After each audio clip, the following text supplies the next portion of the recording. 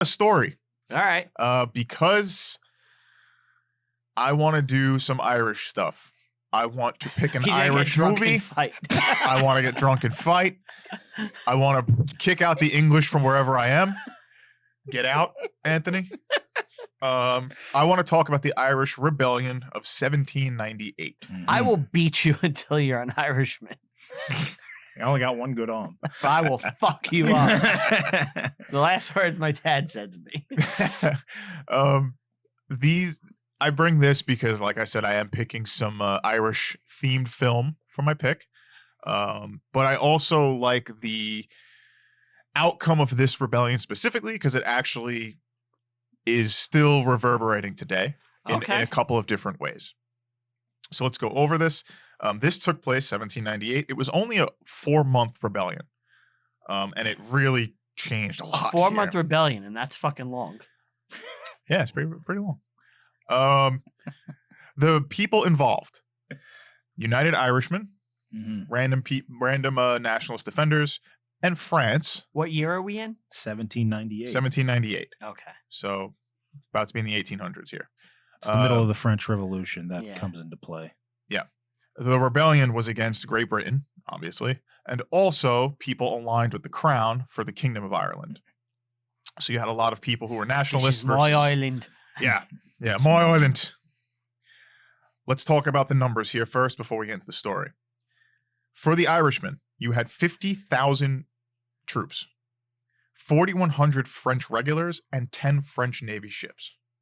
Because the French are fighting the British constantly. The French saw this as an opportunity to disrupt their enemy, the British Empire, while the revolution was happening. Well, they just, we're not too far removed from the American Revolution. This is true.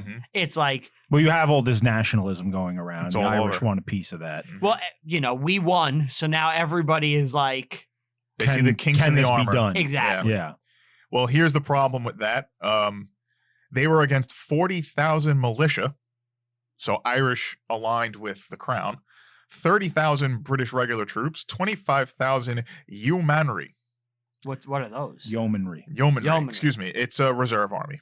Oh, Yeah. okay. Then I thought like yeomans, like 1,000 Hessians were on this fight. Hessians. So it was pretty massive, to be honest. Yeah, it was a big fight. And the casualties were insane. Irish lost 10,000 to 50,000 estimated, with 3,500 civilian deaths. And they're already a British territory, right? 10 to 50,000 Irish troops and civilians. 3,500 were French captured. So the French got their asses beat. They lost 7 ships. For the losses of the British, 500 to 2,000 military, 1,000 loyalists. So the Irish took a beating. The British were like, look, Americans may beat us, but there's no way we're losing to the fucking Irish. So let's talk about how this happened and how it really like resonates today. Okay. This is how they ended up in Ulster, right? Like all the Protestants went up to Ulster. Yeah. So the Society of United Irishmen were formed in Belfast by the Presbyterians. Northern Ireland. Which is in Ulster. Yeah. So they were opposing, the crown. And when you are looking to do reform, you're going to have a lot of messy stuff. With this movement, they wanted to form a republic with the Catholic majority. And one of the main reasons was that they were rack-rented tenantry drove it. So they were all just tenants. They weren't allowed to own anything. Right. And they don't own property. Yeah. You've got like British landlords that they pay. Like rents. in Far and Away when we watched that. Exactly. Yes. And the reason why I say that also kind of mimics stuff today is in the United States is probably like the most tenants ever at this point. Which are kind of like, I was like, that's something that sparks movements, and I'm curious if that's going to happen here. I actually think what has happened in America, if we're going to talk about owning property, I think it's led to a lot of, especially younger people, to feel dejected and like they don't have a stake in anything. Well, that's what happened with these people. And it's led them to just be completely like, Well, that opens the door to things like socialism. Exactly. That's what's happened. And that's what happened. Well, that's what they tried to do here. And that's kind of what you do see some socialist aspects coming into the United States through that means, right? Like, oh, if you're poor, you don't own land, you don't The have a Bernie stake. Bros. Yeah. Yeah, the Bernie Bros. Yeah. So I was like, that's interesting how it just keeps repeating, So when this group forms, remember we're talking about the Society of United Irishmen, the French hear about this and are like, let's join them. Let's help these guys out. Oh, it's the enemy of my enemy. Enemy of my enemy's friend. Plus, these Republican French are obviously going to support anyone rising up and trying to, become a republic. They also- it's like, look, America's probably supported them in especially speech. one that if they do that, will knock out The the British from Yeah. the war. They also found Democratic militants in Britain and like recruited them. Sure, yeah. And when that happened, martial law was declared, and they started weeding everyone out. So as they're weeding people out, little uncoordinated like uprisings start happening because they're doing like the martial law in your town. You're not allowed to hang out. Well, fuck Right. you. Yeah. We're gonna rebel. Mhm. So as all these rebellions are happening, the French are just like okay, let's land here, right? Yeah. Like so. In the West, you had a bunch of expeditionary forces landing, French forces, to try to help out these little pockets of rebellions and kind of gather them together, which eventually it kind of came to a head. We are here to help. What do you mean you have no But- vine? We know if there's one thing about the British at this point, is they have a good navy, The best. the best navy in the world. The best. So as the You expeditionary British are forces, good. You British Navy are good. Real good.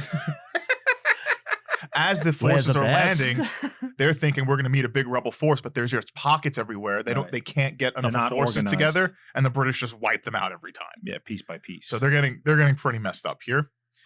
And it actually like there's a second French expedition group that gets messed up in the naval action. They didn't even land, but a rebel group was trying to meet them, and there was a United Irish leader named Wolfe Tone. Oh man, He gets captured. Tone Loke?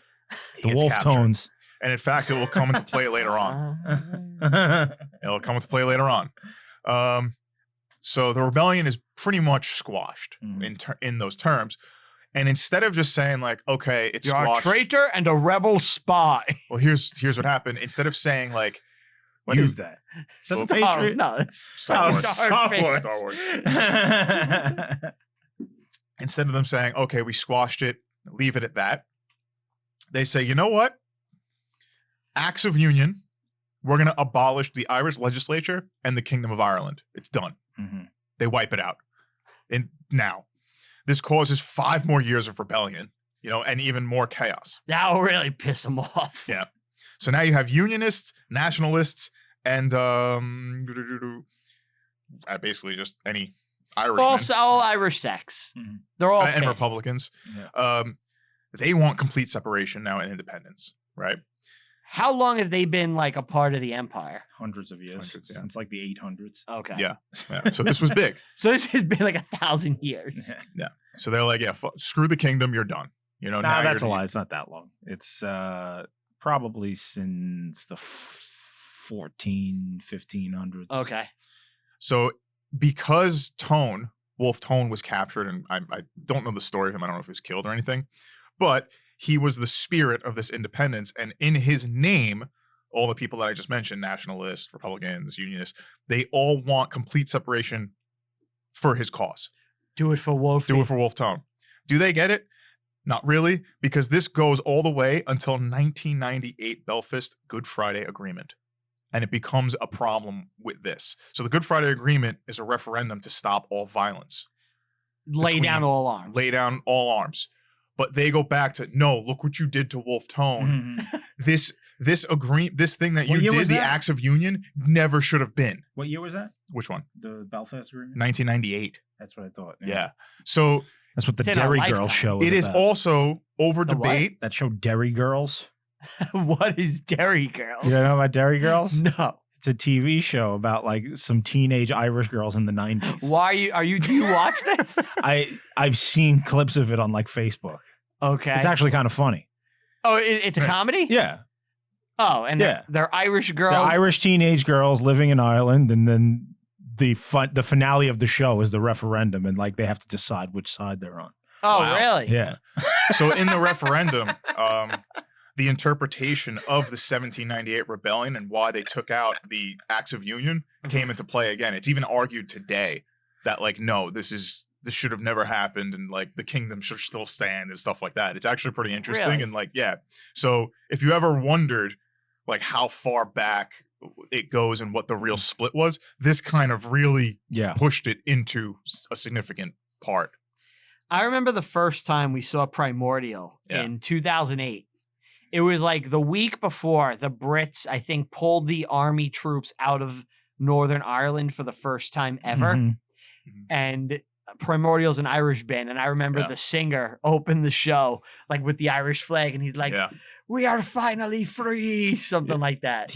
That band is like the most nationalist Irish band like ever. Yeah. They're fucking cool. But I remember that show like, when that awesome. started. I was like, this is fucking awesome. that was a band that we knew nothing about. I discovered them at Hellfest. 2008. That's where we saw them. Yeah. That seeing them live, and we were like, they fucking rule. Yeah. He pulled me from. I was gonna go see another band. He's like, no, come see them.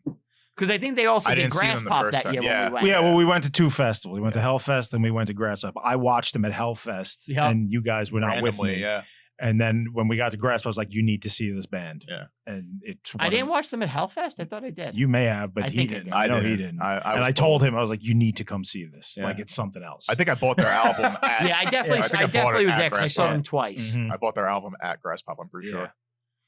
So yeah, if you've never listened to Primordial, if you're a metal fan, Go listen to the Nameless Listen Dead to right them now. What are you now. doing? Nameless Now. Dead and Gathering Wilderness. Gathering Wilderness is amazing. The coffin ships, bro. This St. Patrick's Day, listen to Listen to the Yeah. coffin ships. Take you two, throw them out the fucking window, and put Yeah. on Primordial. Yeah, they should be the real. Fuck you, thing. Celtic women. You Sinead O'Connors. Well, the reason why I brought that up is because it actually ties directly into the movie that I'm picking. Well, Yes. let's go into What picks. So let's movie? go into some picks here. I'm going to pick The Wind That Shakes the Barley. And we're dropping that St. Patrick's Mhm. week. So that's like, 2006, Cillian Murphy. yeah, so that's going to come out, like March 14th. It's a